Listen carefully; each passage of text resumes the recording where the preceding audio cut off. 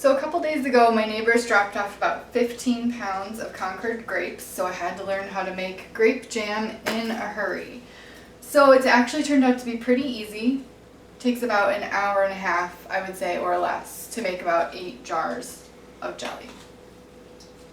First thing you need to do is remove all of the stems. I'm going to make 8 jars of jam, and that is about 3 to 4 pounds of grapes.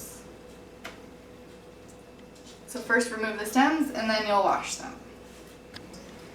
As you can see, I washed 8 half-pint jelly jars and their lids in hot soapy water. They're sitting out to dry. Now I'm going to rinse off my grapes. We're going to cook them with the seeds and skin still on, and even if you get a few pieces of stem in it, it's okay because we're going to sieve it out later.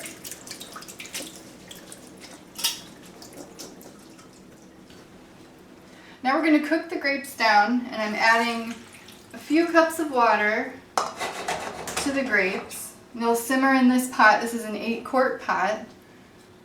And the recipe I'm using is from www.freshpreserving.com, and you can put in the type of fruit you're using and the type of pectin that you're using and how you want to preserve them. It will tell you the exact amounts of everything that you need.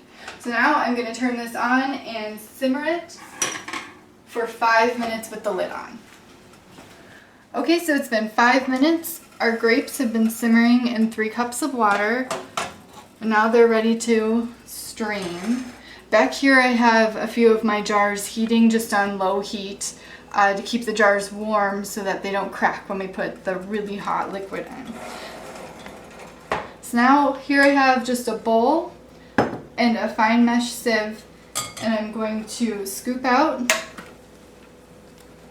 our grapes that have been cooking.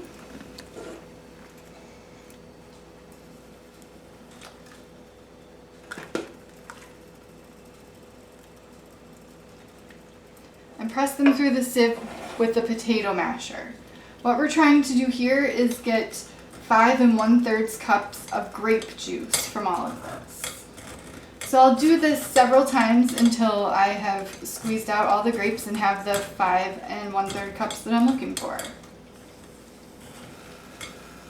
So I'm done sending all my grapes through the sieve. We have 5 1/3 cup of grape juice, and this is a 3-quart saucepan. Now I'm going to turn the burner on high, and we're going to slowly add the pectin. I'm using the low, no sugar needed pectin, and I'm using 6 tablespoons.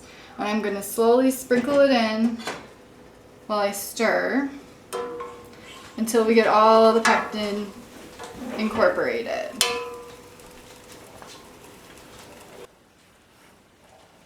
Okay, now it's at a boil that I can't stir down, so I'm going to add my sugar in.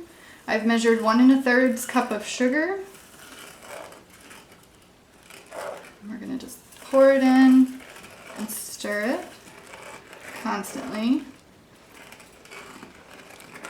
We're going to bring this back up to a boil, and once it's up to a boil, boil it for 1 minute. So our jam is done boiling, and now I've removed it from the heat, and now I need to funnel it into my jars. So these jars have been warming over low heat in a pan for a while, so they're nice and warm. And now I'm just going to ladle the jam into them.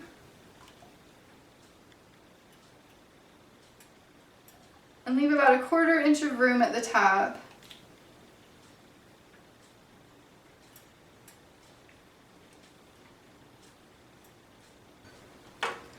Now all my jars are full, so I'm going to wipe off the rims in case I spilled any jam on them.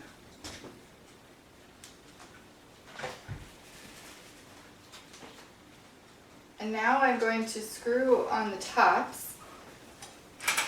So you want to place one of the tops on and then screw it on, and you want to just screw it so it's not fully tight, but just so you're kind of fingertip tight. And you can fully tighten them after they've been processed. I have all my jars of jam back in the 8-quart pot that I used earlier. Covered them with water. We're going to bring this to a boil, put a lid on it, and once it's boiling, let them process for 10 minutes. And then we'll remove the lid and let them set for 5 minutes. My jars of jam have been processing in boiling water for 10 minutes. Then I took the lid off and let them set. Took the lid off and turned the heat down, let them sit for 5 minutes. Now I am pulling them out. I'm using a jar lifter for this because they're really, really hot. And just setting them on, you may have just heard one pop. Setting them on a cookie sheet to let them cool. You may hear the tops popping. If they don't seal right away, eventually after they sit, they usually do seal up. So don't worry if they don't seal right away. And now these are just going to sit here and they're going to cool. They take a really long time to cool and for the jam to set up. So don't get discouraged if they're still a little liquidy. They're still probably very hot and it takes several hours for them to cool all the way.